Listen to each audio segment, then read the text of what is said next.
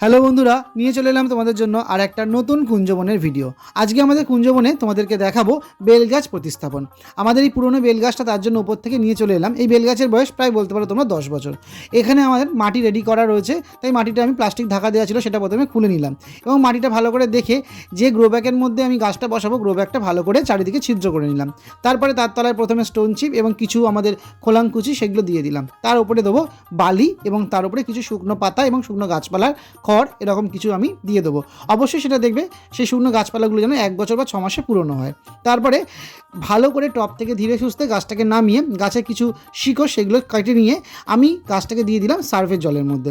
কারণ সার্ফের জলে বেশ 10 থেকে 15 মিনিট থাকলে এর মধ্যে কোনো রকম ব্যাকটেরিয়া কিন্তু বাসা বাঁধবে না। যেহেতু আহত শিকড়, শুধু সার্ফের জলে ভেজানো কিন্তু একান্তই আবশ্যক। তারপরে মাটি দিয়ে গাছটাকে সম্পূর্ণভাবে করে দিলাম। এই হলো গাছের লুকসটা। গাছটা ডেকোরেটের পরে তোমাদের সামনে নিয়ে আসবো। কেমন লাগলো অবশ্যই জানাবে। Thank you for watching.